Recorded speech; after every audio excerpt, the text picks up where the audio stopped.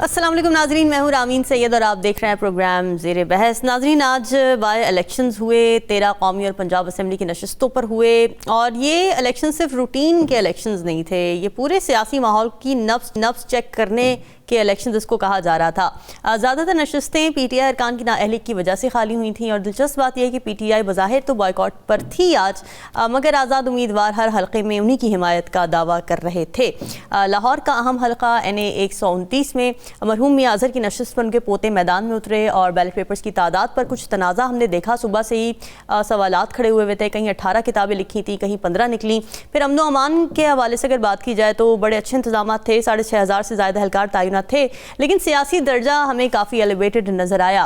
फैसलाबाद के हल्के NA 104 में जो ज़ाब्ता अखलाक की कुछ खिलाफ वर्जियाँ सामने आई, वो भी हमने पूरा दिन टेलीविजन स्क्रीन पर देखी। वोटर्स ने पोलिंग बूथ में वोट कास्ट करते हुए वीडियोज़ बनाई मुतवातिर, जो कि सख्त खिलाफ वर्जी है।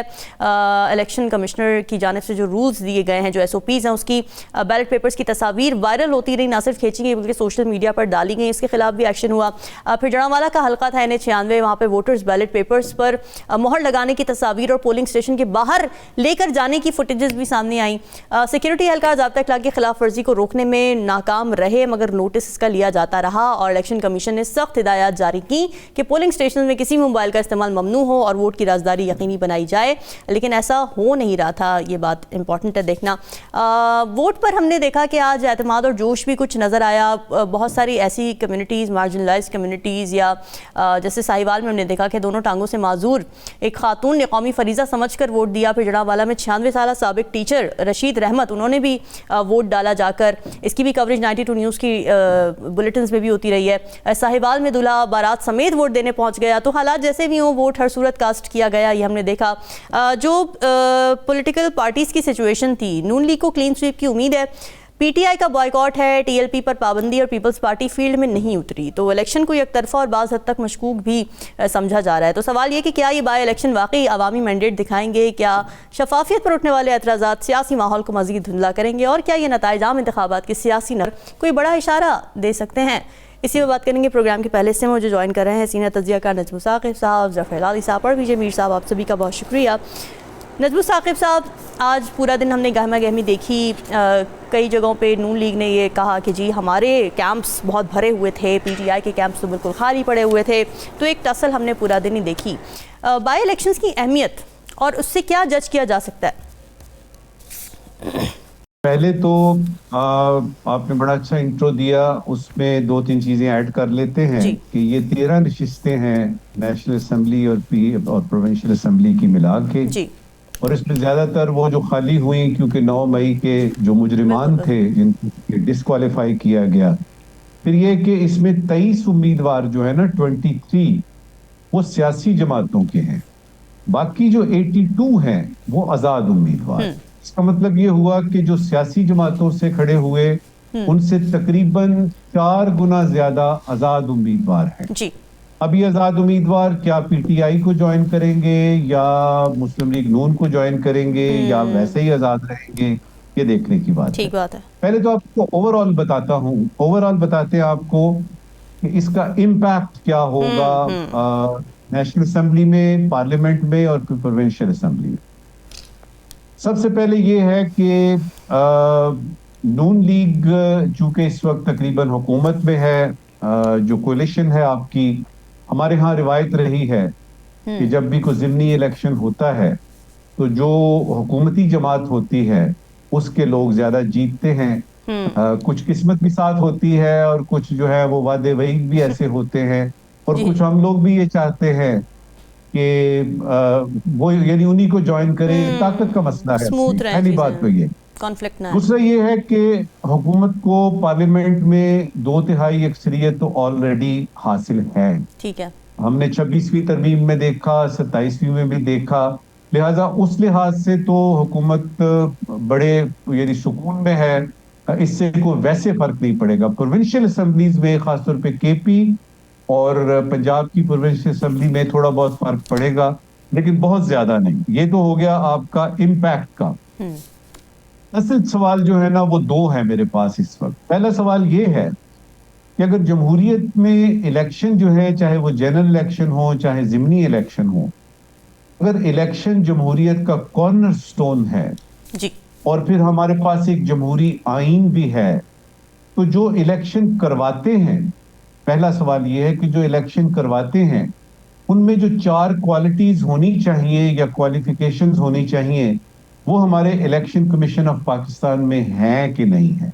अच्छा पहली क्वालिफिकेशन उसकी होती है कि ये इलेक्शन कमीशन या वो इदारा जो इलेक्शंस को कंडक्ट करवाता है और उनके पोलिंग स्टेशन ये वो सारा हिसाब किताब करता है, उसको इम्पार्शियल होना चाहिए। तो आप और आपके देखने वाले ये सोचें, क्या हमारा मौजूदा election commission of Pakistan impartial है? नंबर 2 पे है कि वो ऑटोनोमस होता है। अब ये ऑटोनोमस जो है वो हमने सुप्रीम कोर्ट के जमाने का देखा, जनरल इलेक्शन से पहले और उसके बाद भी, कि मेरा ख्याल है ऑटोनॉमी तो एक छोटा सा लफ्ज है। हमारा ये इलेक्शन कमीशन जो है, ये तो एक वक्त आया कि ये सदर पाकिस्तान बुला रहे हैं और ये कह रहे हैं जी हम नहीं आते, आप हमें बुला ही नहीं सकते, आप खत लिखें। तीसरा है आपका कि ये लोग प्रोफेशनल होते हैं। तो देखिए कि क्या हमारा इलेक्शन कमीशन ऑफ पाकिस्तान, क्या उसमें कितने प्रोफेशनल्स हैं जिनको के जमहूरियत के आइडिया से लेके, उसके कॉन्सेप्ट से लेके और इलेक्शन के तमाम लवाजमात जो एक जमहूरी मुल्क में होते हैं, जिन्होंने आइन अजबर होता है, जिनको पता होता है कि किस तरीके से कैसे कराने चाहिए ताकि जब बात निकले तो फ्री एंड फेयर इलेक्शन की हो। चौथा होता है आपका क्वालिफिकेशन होती है इस इलेक्शन कमीशन की कि ये ट्रांसपेरेंट है। मुझे लगता है कि जिस तरह के 8 फरवरी के इलेक्शन हुए और फिर 9 को हुआ, तो वोट पड़ने और वोट गिनने के दरमियान, वोट पड़ने और वोट गिनने के दरमियान जो मराहिल हैं और फिर वोट गिनने के बाद जो सूरत हाल 8 फरवरी में सामने आई, कुछ मिलता जुलता हिसाब किताब होगा। अच्छा, बिल्कुल ऐसा ही है, क्योंकि ये मेरा ख्याल नहीं है, ये पाकिस्तान में रहने वाला हर जी शऊर आदमी जानता है। अच्छा, अब ये है कि इसका नतीजा क्या निकलेगा, उस पर हम बात खत्म करता हूं मैं अपनी। हुकूमत मजीद मजबूत होगी। अच्छा, इसका जो ज़िमनी इंतखाबात में हुकूमत मजीद मजबूत होगी, अपोजिशन की मुश्किलात में इजाफा होगा। खास तौर पे आपकी जो मेन अपोजिशन है पीटीआई जो है, उसका प्रोविंशियल लेवल पे केपी में और उसके बाद पार्लियामेंट में नेशनल लेवल पे उसकी मुश्किलात में खासी हद तक इजाफा हो। ठीक है, बड़ा अच्छा आपने इसको असेस किया। हिलाली साहब, इलेक्टोरल प्रोसेस जो पाकिस्तान का है उसकी शफाफियत पर सवालात उठते रहे हैं। जो हमारे इलेक्शंस भी हुए थे, जनरल इलेक्शंस, उसमें भी जिस तरह से कंप्लेंट्स आई सामने, अपोजिशन की जानिब से भी एहतजाज किया जाता रहा, वो सब हमारे सामने है। अब उस इलेक्टोरल प्रोसेस को ओवरहॉल किए बगैर, उसमें शफाफियत लाए बगैर, रिफॉर्म्स लाए बगैर, जो भी इलेक्शंस हो, जितने मर्जी आप इलेक्शंस करवा लें, कहीं ना कहीं सवालिया निशान रहेगा उसके ऊपर। तो आपको इस ज़िम्न में कुछ होता नज़र आ रहा है? देखिए, सीधी सादी बात तो ये है कि एक ही सीट है NA 129 लाहौर, जिसमें पीटीआई जो है फॉर्मली कॉन्टेस्ट कर रही है, मगर उनका जो कैंडिडेट है वो पीटीआई के साइड से तरफ से लड़ रहा है। बाकी जो कैंडिडेट्स हैं उन्होंने बकौल पीटीआई वो इलीगली डिस्क्वालीफाई हो गए 9 मई के केसेस में। मगर फिर भी हालांकि वो डिस्क्वालीफाई हो गए हैं, वो जो सीट्स थे जो वो जीत रहे थे, वो जो वो कह रहे हैं वो जीत रहे थे। अब बात असल ये है कि नेवरदलेस सॉलिड बैकिंग है उनकी पीटीआई, वो पीटीआई की सॉलिड बैकिंग लेके खड़े हो रहे हैं। ठीक है, तो इसका मतलब ये है कि ये रहता है अ पीटीआई वर्सेस नून कॉन्टेस्ट। आप समझ गए ना? राइट, जो मैं कहना चाहता हूँ, it's a PTI Noon contest. हालांकि एक ही कैंडिडेट है जो फॉर्मली पीटीआई को रिप्रेजेंट कर रहा है। दूसरी बात है, हर किस्म का पावर लीगली लिख के दिया गया है लॉ एनफोर्समेंट एजेंसीज को। मैजिस्टीरियल पावर्स दिए गए हैं उनको कि ये इलेक्शंस ठीक से कंडक्ट करो, they should be free, they should be fair and they should be seen to be free and fair. Right. तो ये उनके लिए भी एक बहुत बड़ा टेस्ट है। और थर्डली ये हम इस इलेक्शन से जान जाएंगे कि क्या साफ इलेक्शंस अगर हो तो क्या as a popular party PTI अभी तक नून से पंजाब में उनके इन देयर होम क्या उनसे ज़्यादा पॉपुलर है कि नहीं। ये तीन चीज़ें मुझे ख्याल में ये इलेक्शंस के बाद हमें पता चल जाएंगे। ठीक है।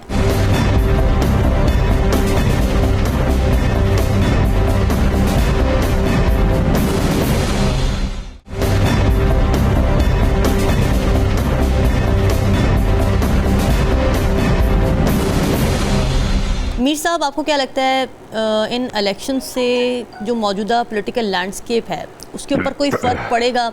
और धांधली की शिकायत अभी भी वही जूं की तूं बरकरार हैं। फुटेजेस आई हमारे सामने, अभी मैंने बुलेटिन जब किया मेरे सामने फुटेजेस आई जिसमें दिखाया गया कि लोग तस्वीरें बना रहे हैं, उनको सोशल मीडिया पे डाल रहे हैं बैलेट पेपर्स की। बैलेट पेपर लेकर एक खातून निकल गई पोलिंग बूथ से बाहर और जाकर उन्होंने किसी को पकड़ा दिया। So it shows a lot of shadiness. आपने इलेक्शन की बात की है ना जी, तो ये इलेक्शन को छोड़ देना आप अच्छा। इसके आगे एस लगा दें, इसके पहले सिलेक्शन कर दें। अच्छा, ओके। ये जो सिलेक्शन है हमारे पास या सिलेक्शन है, इलेक्शन नहीं है। देखो, हम या तो आप यहाँ बैठ के हमसे आप मुनाफकत करवा लें या सच्चाई नहीं सर, हम सच सुनना चाहते हैं सर। तो सच्ची बात यह है कि इलेक्शंस कभी भी आपके हुए हैं वो नहीं होंगे। अगर मैं इसको गेज करता हूं कि अगर पीटीआई इतने ओवरवेलमिंग मेजॉरिटी के साथ वो जीती है और उसका एक कन्विंसिंग एक वोट था या है, और आज उसको अगर जीरो मिलता है या नहीं आता आगे, तो दैट स्पीक्स फॉर इटसेल्फ कि क्या हमारी आवाम इस तरह यू टर्न मारती है, क्या हमारे इलेक्शन इस तरह है। हिलाली साहब ने बिल्कुल सही बात की है भाई, अंडर आर्टिकल 245 ये तो आप गवर्नमेंट को ब्लेम ना करें, आप किसी और को ब्लेम ना करें। ये अगर कुछ आपने करना है तो ये आपके इलेक्शन कमीशन है। तो ये जो चीजें हैं इसको हम कब खत्म करेंगे यार। मुझे एक चीज बड़ी अच्छी लगी है, और मैं रावलपिंडी से पैदल गया था उस वक्त, मेरे साथ होता था, क्या नाम है उसका, बैरिस्टर सुल्तान बन गया बाद में। अच्छा। हम पैदल गए थे रावलपिंडी से इस्लामाबाद और लिफ्ट लेके गए थे जनरल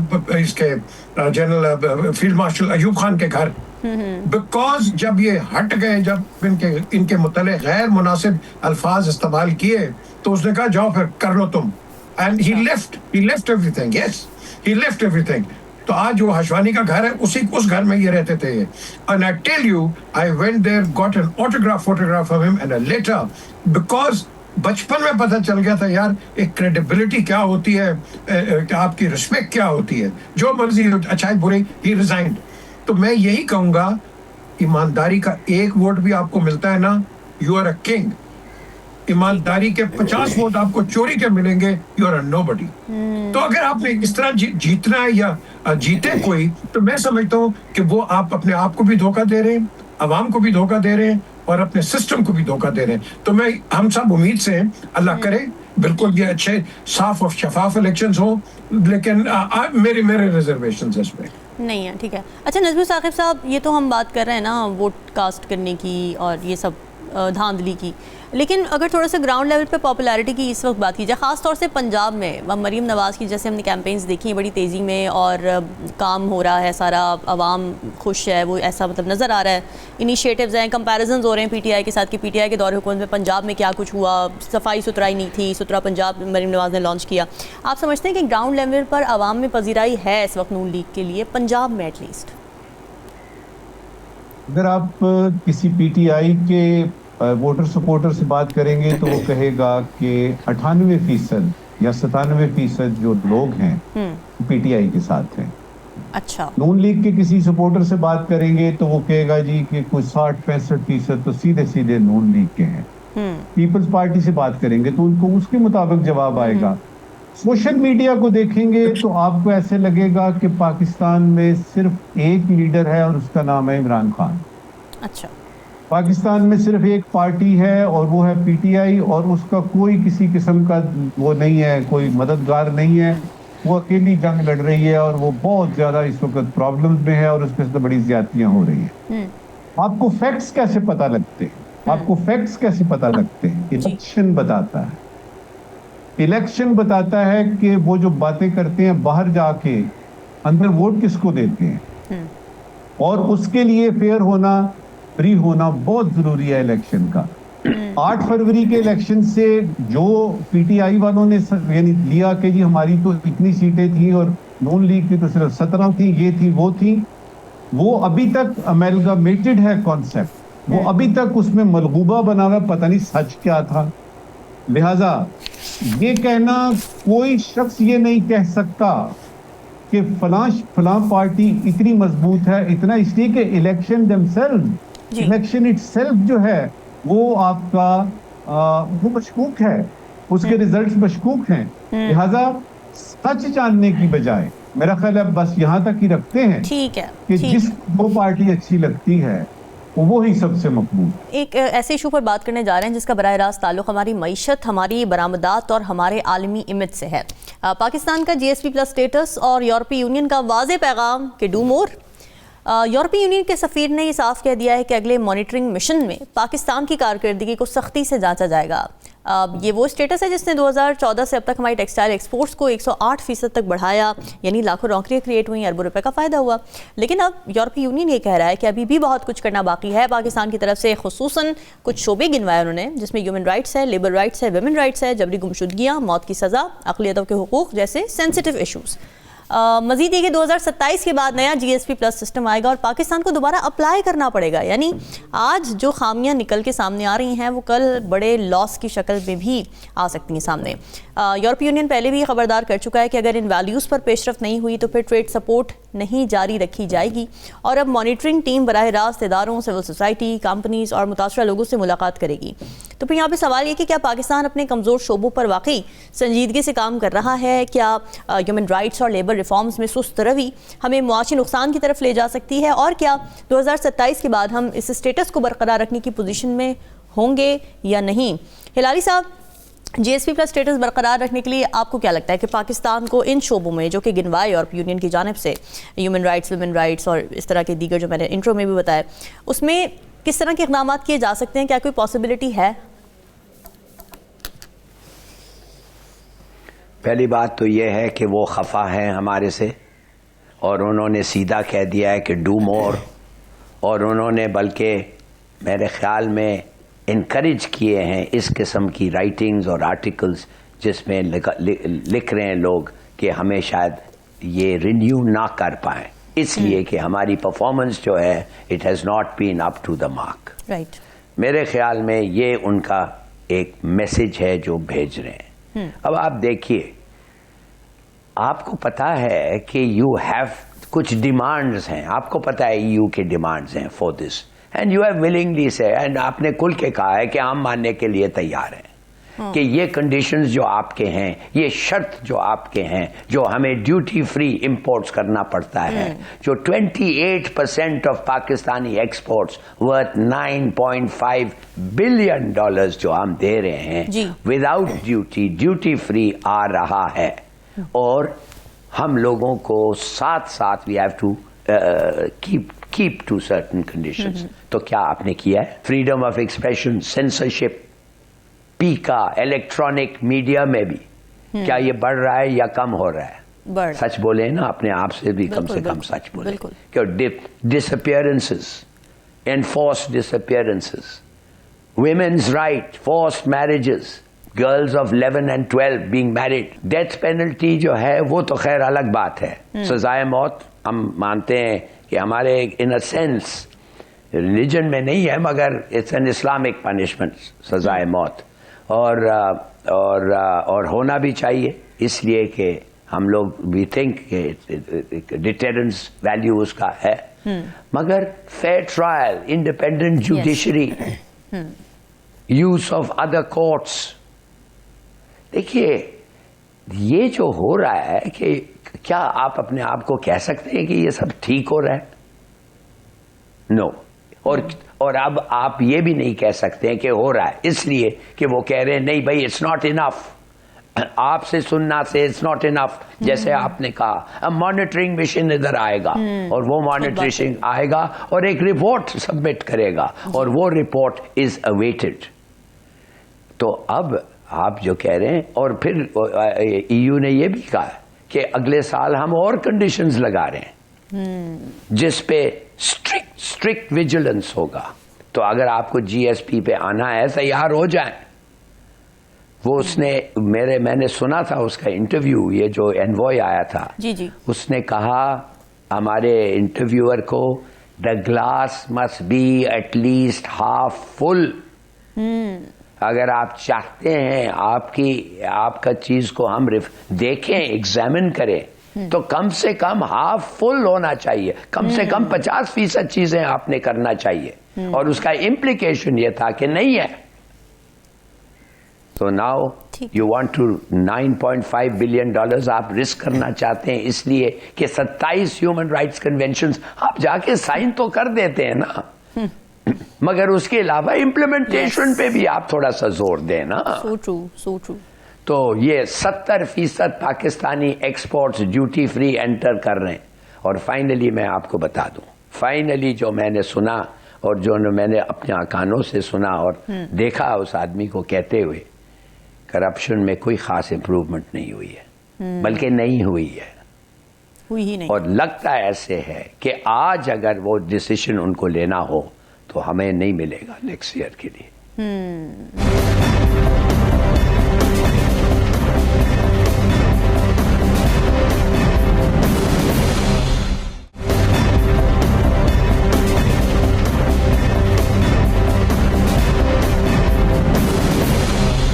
मीर साहब, ह्यूमन राइट्स अब इस दौर में लिंक हो रहे हैं डायरेक्टली टू इकोनॉमिक प्रोग्रेस।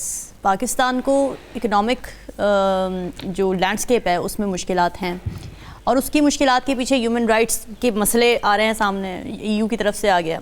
क्या पाकिस्तान के बस में है कि वो इन ह्यूमन राइट्स के प्रॉब्लम्स को सॉल्व कर ले, इकोनॉमिक मसला ऐसे ही रिजॉल्व हो जाएगा? इस तरह नहीं होगा। देखिए ना, अच्छा। गैट के अंदर भी आप देख लें, और अब आप ये कहते हैं जनरलाइज स्कीम्स ऑफ प्रेफरेंसेस जिसको हम प्लस अप कर रहे हैं, जीएसपी प्लस अप कर रहे हैं। देखें, ये जो चीजें हैं ये आप पे क्यों लागू की जाती हैं? इसलिए क्योंकि आपके जो गवर्नेंस है उसका प्रॉब्लम है। आज की बात नहीं कर रहे हैं, ये over a period of time आपके जो गवर्नेंस है उसके अंदर बहुत ज्यादा फॉल्ट लाइंस हैं। कई हिलाली साहब ने भी जिक्र कर दिया, कई आपको ईयू ने भी बता दिया, 27 उन्होंने आपको डाल दिए शिकें कि आप ये करें। आज जो इलेक्शन हुआ है इसका भी इम्पैक्ट पड़ेगा, ये ना भूलें आप। इसका बिल्कुल इसका जीएसपी पे इम्पैक्ट पड़ेगा। और जो कह रहे हैं कि आपकी सस्टेनेबल डेवलपमेंट के लिए हम करते हैं, तो sustainable development means sustainable development, not politically motivated development. आप वो प्रोजेक्ट्स नहीं कर सकते हैं कि जो कि आप समझते हैं कि आपको वोट मिल जाएगा उसके ऊपर। That is not development. Yes. That is a politicized development. आपने इस चीज को आपने करना है।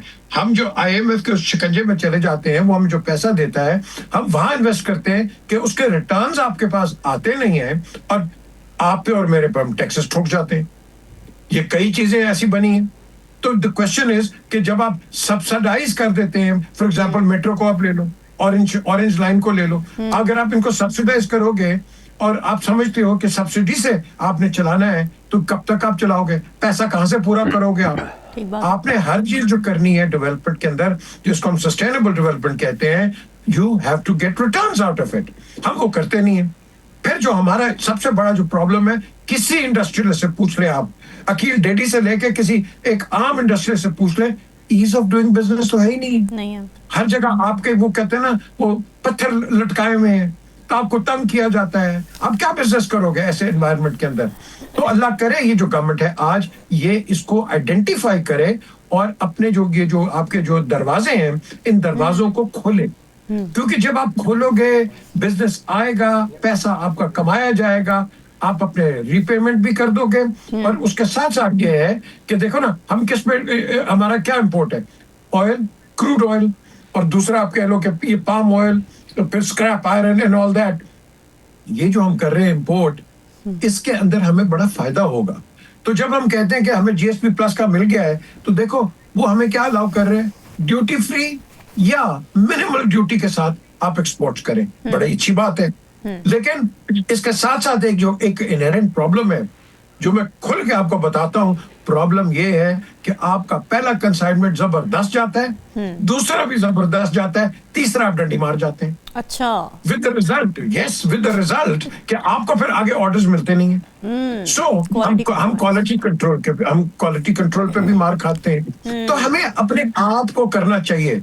मैंने शायद जिक्र भी किया है, एक बहुत बड़ी फर्म जो कि 3-4 मिलियन डॉलर का बिजनेस हर महीने करती है, एक्साइज एंड टैक्सेशन उसके पीछे पड़ गए कि जी जिप के अंदर ये नहीं है, जिप को इधर कर दो, ये कर दो। और भाई तुम देखो तो सही, तुम एक कंसाइनमेंट को रोक रहे हो जो कि ऑर्डर्स आपके पड़े हैं, पाकिस्तान को फॉरेन एक्सचेंज आ रहा है, आप उसके रोड़े अंदर डाल रहे हैं।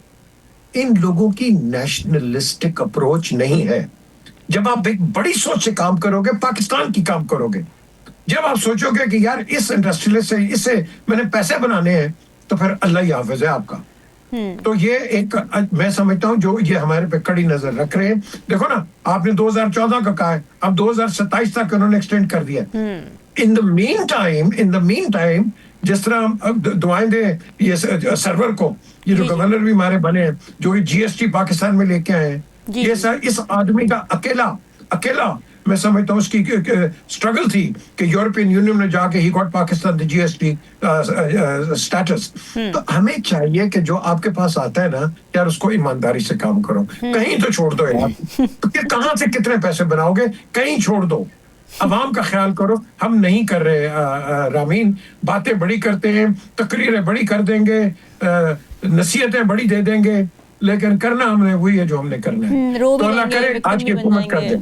बिल्कुल, हाँ, करतूतों पे। Well said, very well said. Yeah. ठीक है। हिलाली साहब, आप कुछ कहना चाह रहे हैं, फिर मैं नजबू साकिब साहब की तरफ जाऊंगी।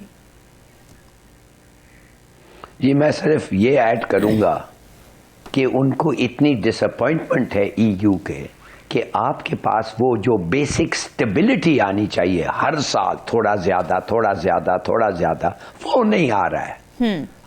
आपकी जो इकोनॉमी है, it's in shambles, it's always in shambles. वो कहते हैं कि हमने आपको ड्यूटी फ्री मौका दिया है कि आप पैसे कमाएं और ठीक से इस्तेमाल करें and run your economically vaguely in a sensible fashion. वो भी नहीं हो रहा है। हर साल आपकी इकोनॉमी नीचे जा रही है। So what they are saying is कि ये नहीं काम कर रहा है, किसी और को हम ये तोहफा देना चाहिए। नजमू साकिब साहब, एक तो ह्यूमन राइट्स वाला मसला आया, फिर PJ मीर साहब ने कहा कि जी क्वालिटी पे कॉम्प्रोमाइज़ होता है, इस मामले में करप्शन की जाती है, तो फिर ऑर्डर्स नहीं मिलते। आपके नज़दीक प्रॉब्लम क्या है? क्या अगर मैं सिर्फ इंडिया की एग्जांपल ले लूँ, और मैं आपसे जानना चाहती हूँ कि इंडिया को क्या ह्यूमन राइट्स वायलेशंस की वजह से ट्रेड में या इंपोर्ट्स एक्सपोर्ट्स में कोई प्रॉब्लम होती है? क्योंकि ह्यूमन राइट्स वायलेशन तो हो रही है वहाँ पे, जो मार्जिनलाइज्ड कम्युनिटीज़ के साथ हो रहा है वो सबके सामने ऑन रिकॉर्ड है।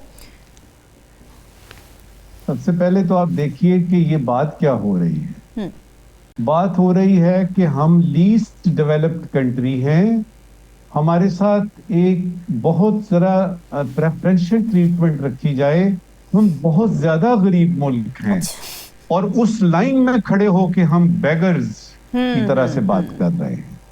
ये कोई ऐसा नहीं है कि खुला कंपटीशन है जिसमें आपने बताना है कि जी आपके फला जो है ना वो इंडिकेटर्स ठीक है। पहले तो इस बदबख्ती को देखिए कि हम किस चीज के लिए रो रहे हैं। अच्छा, जो 4 चीजें बुनियाद मैं जरा बताना चाहता हूँ वेरी क्विकली कि जो आपके देखने वाले हैं कि अक्सर को हो सकता है ना पता हो कि अगर ये GSP+ नहीं होता, इसको रिवाइज नहीं करते, उसमें बहुत सारी कदगने लग जाती हैं, तो नुकसान क्या होगा। ये ड्यूटी फ्री एक्सेस होती है, ये रसाई होती है ड्यूटी फ्री आपकी यूरोपियन EU की जो मार्केट्स हैं उसमें, और ये तकरीबन 66% से भी ज्यादा आपकी जो टैरिफ लाइंस है ना यूरोपियन यूनियन की, वो उसकी बात कर रहे हैं। अच्छा। हम बात कर रहे हैं 440 मिलियन कंज्यूमर्स की, 440 मिलियन कंज्यूमर्स की। हम बात कर रहे हैं 30%, 30% आपकी जो एक्सपोर्ट्स हैं। हम बात कर रहे हैं पाकिस्तान के सबसे बड़े जो ट्रेडिंग आपका पार्टनर है यूरोपियन यूनियन, उसकी। और अगर ये GSP+ कम हो जाता है या वो रोक देते हैं बहुत बुरा होगा। ऑलरेडी बहुत सारी चीजें ऐसी हो रही हैं। इसके बाद दूसरा स्टेप आता है कि 4 एरियाज हैं, वो ठीक है 27 हमने इंटरनेशनल कन्वेंशन जो है वो साइन किए हुए हैं कि हम ये भी करेंगे, ये भी करेंगे, ये भी करेंगे। 4 एरियाज हैं। पहला एरिया है ह्यूमन राइट्स का, जिसकी आपने अभी बात की है। दूसरा है आपका लेबर राइट्स का, ये जो मजदूरों के राइट्स होते हैं। तीसरा आपका है एनवायरमेंटल प्रोटेक्शन का। अभी तक तो अडेप्टेशन प्लान नहीं आपने बनाया पाकिस्तान का। अभी तक तो क्लाइमेट का ये भी नहीं पता, क्लाइमेट आपकी जो चेंज की मिनिस्ट्री है उसमें कोई फेडरल सेक्रेटरी है भी कि नहीं है। चौथा है आपका गुड गवर्नेंस का। अल्हम्दुलिल्लाह, क्या अच्छी बात है कि 7th स्ट्रेटेजिक डायलॉग जो है वो इस सिलसिले में होता है। ब्रसल्स में हमारे जाते हैं सागदार साहब, और उधर के जो वाइस प्रेसिडेंट हैं ईयू कमीशन के, वो को चेयर करते हैं इस 7th स्ट्रेटेजिक डायलॉग को। ठीक है जी। अच्छा, और उस वक्त ही आ रही है आपकी IMF की रिपोर्ट कि इस मुल्क में करप्शन बहुत है। इसका मतलब ये हुआ कि गुड गवर्नेंस में तो कांटा लग गया ना जी। आपको एक तो एरिया जो मेजर एरिया है उस पे तो बल्कि तो करप्ट लोग हैं। ठीक है, लीस्ट डेवलपमेंट है, ठीक है कि ये डिजर्व करते हैं, इनकी इकोनॉमी इतनी स्ट्रांग नहीं है, लेकिन करप्शन को तो खत्म करो। अच्छा, आखिरी बात इस वक्त, आखिरी बात जी। इसाक डार साहब जो मेरे फेवरेट फॉरेन मिनिस्टर हैं, अच्छा, वो स्ट्रेटेजिक डायलॉग करके ब्रसल से तो सीधा मदीना मुनव्वरा जाते हैं। और उनकी एक तस्वीर मैंने देखी है जिसमें वो रोज़ा मुबारक के आगे खड़े हैं और दुआ मांग रहे हैं। अच्छा। मुझे लगता है किसी वजह से कि जहां तक GSP प्लस की बात है तो बात अब दुआओं तक आ चुकी है। अब दुआ ही जो है वो काम आएगी, वरना ऑन ग्राउंड तो बड़ी सख्त मुसीबत। दवा काम नहीं कर रही, अब दुआ काम आएगी। जी मीर साहब, आप कुछ कहना चाह रहे हैं? Quickly please. मैं सिर्फ ये ऐड करना चाह रहा हूँ कि नजमुल साकिब साहब के सारे फेवरेट हैं, कोई नॉन फेवरेट भी बता दें। वो आप होंगे शायद। जी देखें जो प्राइम इस सवाल के बाद होता है ना जी, जो आपका प्राइम मिनिस्टर है उसकी आपको इज्जत करनी चाहिए, जो आपका फॉरेन मिनिस्टर है आपको इज्जत करनी चाहिए, आपके रिप्रेजेंटेटिव्स हैं ये।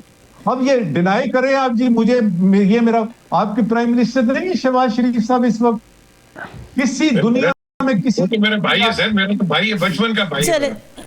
चले फेवरेट कह के असल में नजमुल साकिब साहब रिस्पेक्ट। वापस आएंगे नाज़रीन, ब्रेक के बाद stay with us.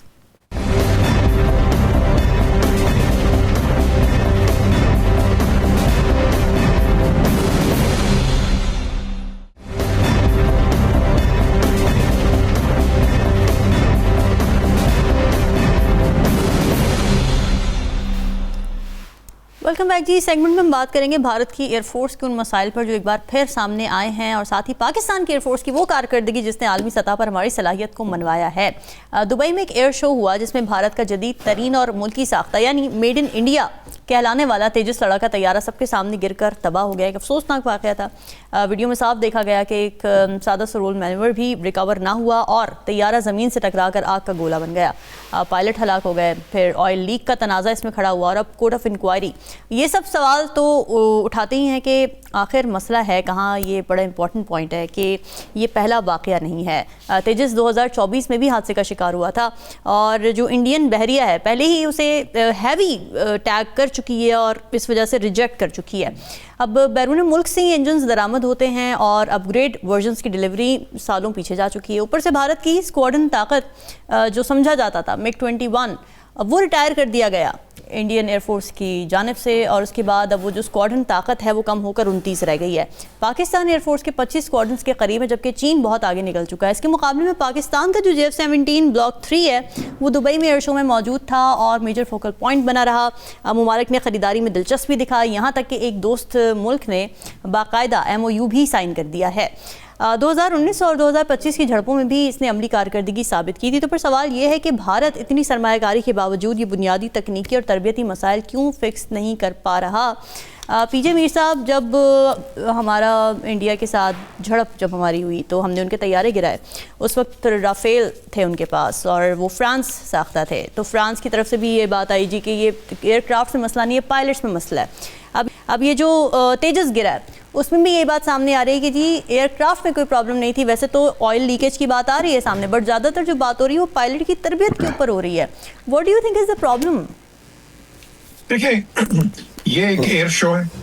Air shows बड़े देखे हैं जिसके अंदर काफी आप कह लो कि इंसिडेंट्स हो जाते हैं, क्रैशेस हो जाते हैं। और ट्रेनर एयरक्राफ्ट्स हैं, हमारे भी काफी क्रैश हुए हैं, इनके भी एयर शो के अंदर हो गया। तो इसके ऊपर मैं ग्लोट नहीं करूंगा, क्योंकि वो देखो अपने वो हिंदुस्तान का एक पायलट है, वो आया है, उसने अपनी परफॉर्मेंस दी है। लेकिन यहाँ पे जो मैं जिसको एनालाइज करूंगा, क्या ये पायलट एरर था, क्या ये टेक्निकल एरर था, क्या ये इसका कोई ऐसा कोई एरर है जो कि ये अब ये इसको करेंगे। और याद रखें कि जो कंपनीज होती हैं वो हमेशा डिफेंड करती हैं अपने आप को। हमारे दुनिया के अंदर कमर्शियल एयरलाइनर्स के भी क्रैशेस हुए हैं, तो इट डजंट मीन कि जहाज में खराबी है। यूजुअली ये होता है कि पायलट का प्रॉब्लम आ जाता है, पायलट एरर होता है। कई जगह आपने देखा है, कई जगह। अब ये जो चीज है, इसको मैं समझता हूँ ये इसको इन्वेस्टिगेट करेंगे। लेकिन as far as the pilot is concerned, I don't know. जब आपने कहा कि हमने इतने जहाज गिराए हैं, हिंदुस्तान हमसे बहुत आगे, इसके अंदर बिल्कुल आपने सही कहा, उन्होंने ब्रेक्स अगर रिटायर किए हैं तो एक वक्त आता है सेल बाय डेट का। हमने भी F-104 रिटायर किए, हमने भी सेबर जेट्स रिटायर किए, हमने भी काफी एयरक्राफ्ट रिटायर किए हैं। ये आप आगे बढ़ते रहते हैं। लेकिन यहाँ जो आपने बात की है, जो इम्पोर्टेंट चीज है, पाकिस्तान के पास क्वालिटी है, पाकिस्तान के पास क्वालिटी है, हिंदुस्तान के पास क्वांटिटी है। हमेशा आप 47, 65, 71 हमेशा आप देखो हमारी क्वालिटी आगे आई है।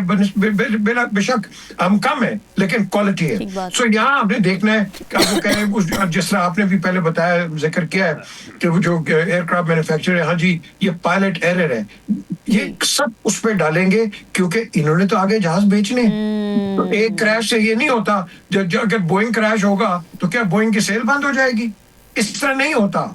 हमेशा आप इन्वेस्टिगेट करते रहते हैं and you move on from that side. So he was doing a job for his air force. Sadly it happened like that. It could have happened to anybody. Right, absolutely. लेकिन नजबू साकिब साहब, जब इतने तवातुर के साथ इस तरह के एक्सीडेंट्स हों तो फिर सवालात उठना शुरू हो जाते हैं। आप समझते हैं कि एयरफोर्स जो इंडिया की है उसकी डिफेंस प्रोवेस के ऊपर इस वक्त सवालिया निशान है due to this repeated incidents? अगर इंडियन पायलट्स जो हैं वो प्रोफेशनल नहीं हैं, जहाज को ठीक तरह से हैंडल नहीं कर सकते, हम किस चीज पे भंगड़े डाल रहे हैं? मुझे पहले ये बताइए, हमारा इसमें क्या है? सीधी सी बात है, पुराना एक उसूल है, गुरूर का सर नीचा होता है, हाँ, तकब्बुर अच्छा नहीं होता। और इसमें जहाज नहीं गिरा, इसमें पायलट भी नहीं जो हुआ, मरा नहीं है। इसमें ये आपका जो टिकर चल रहा है ना, जो टैगलाइन चल रही है, इंडिया के जहाज क्यों गिर रहे हैं, इंडिया का इमेज गिर रहा है। इंडिया का ये कहना कि जी हम बहुत बड़ी ताकत बन गए हैं, अब हम यूनाइटेड नेशन सिक्योरिटी काउंसिल के परमानेंट मेंबर हमें बना देना चाहिए, और चाइना को और यानी इंडिया जो है वो एक साथ आ गए हैं, उसका इमेज गिर रहा है। जहां तक जहाज गिरने की बात है, बुनियानुल मरसूस में राफेल गिरता है, वो किस्सा ही अलग है। ये बेचारा किसी तजारती मेले में एक यानी पायलट का गिरा है, हो जाता है, एक्सीडेंट्स हो जाते हैं। जी। इंडिया को अब तकब्बुर ज़ेब नहीं देता। इंडिया को अपनी खास तौर पे एयरफोर्स और आर्म्ड फोर्सेस पे जो उसको गुरूर था, जो उसको तकब्बुर था, वो अब ज़ेब नहीं देता। यहां तक बात ठीक है, वरना भंगड़े डालने की हमें जरूरत नहीं है। हमें अपनी एयरफोर्स पे एतमाद है, हमें फख्र है अपनी एयरफोर्स पे, हमें अपनी आर्म्ड फोर्सेस पे होना चाहिए, फख्र करना चाहिए। इस तरह के हादसे होते रहते हैं, कोई बात नहीं, खैर है। असल चीज जो है इस वक्त की आखिरी बात, देखिए ये तो तिजारती मेला था ना, बुनियादुल मरसूस के बाद की जो सूरत हाल है उसमें इंडियन एयरफोर्स को खास तौर पे मौका मिलेगा। अगर तो मोदी साहब की बातें सच हैं कि उन्होंने एक दफा फिर से हम पे जंग सौंपनी है, जो हम नहीं चाहते, हम लड़ना नहीं चाहते, तो एक दफा फिर से पता चल जाएगा कि किसकी एयरफोर्स अच्छी है, किसका साइबर कंट्रोल, साइबर वो जो आपका सिस्टम है वो अच्छा है, कौन से लोग जो है वो स्ट्रेटेजी में किस वॉर गेमिंग रूम में कौन ज्यादा अच्छा जर्नैल बैठा हुआ है, वो पता चल जाएगा। क्या खतरा टल गया है? हमारी असेसमेंट ये कहती है कि बिहार के इलेक्शन में रिगिंग करवा के तो बीजेपी ने और मोदी ने जो ये सीटें जीती हैं, और गलत तरीके से वो दोबारा से वो बता रहे हैं कि मैं बड़ा पॉपुलर हूँ, मुझे नहीं लगता कि मोदी साहब ने कुछ सबक सीखा है। मुझे नहीं लगता कि वो उनको तकब्बुर और उनको गुरूर जो है वो जमीन बोस हुआ है। ये इसी तरह से चलेगा और जंग का खतरा अभी तक मंडरा रहा है। ठीक है मीर साहब, I am just so glad कि हम बड़ा रिस्पॉन्सिबिलिटी से उसके ऊपर बात कर रहे हैं कि हम फैक्ट्स और फिगर्स पे बात कर रहे हैं, सेंटिमेंट्स पे बात नहीं कर रहे हैं। लेकिन what do you think about the attitude of people? हमने सोशल मीडिया पे देखा जब ये जहाज़ गिरा उनका, उसमें पायलट सवार था, उस पायलट की मौत हो गई और लोग हंस रहे हैं, वीडियोज़ बना रहे हैं, मजाक उड़ा रहे हैं। I want you to comment on this please. मेरी नजर में that is in poor taste. देखो वहां कोई कॉम्बैट नहीं हो रहा था, एक तजारती मेला है, सारी दुनिया ये अपने अपने प्रोडक्ट्स बेच रही है and that's what it was. लेकिन उसका बनाना, देखो हम इसको डायसेक्ट कर रहे हैं, ये जो सोशल मीडिया की बात कर रहे हैं। अगर इन्होंने कोई बात करनी है, आप 6 जहाजों की बात करो ना भाई जो हमने गिराए हैं, उसके मुतालिक बात करो। अगर आपने ये बात कर रहे हैं, even in the armed forces there is always a camaraderie. मैंने बताया भी है कि जनरल मानिक शाह जब वो ईस्ट पाकिस्तान का जब डिबैकल हुआ, उसके बाद कई इंटरव्यूज में आप सुनो उन्होंने पाकिस्तान आर्मी की प्रेस की है। ये देखो, ये इसको कहते हैं एक मिलिट्री कमराडरी। हमने भी की, वो भी करते हैं, दैट इज अनदर थिंग। लेकिन आपने बिल्कुल सही कहा, सोशल मीडिया में इस चीज को मत लेके आओ।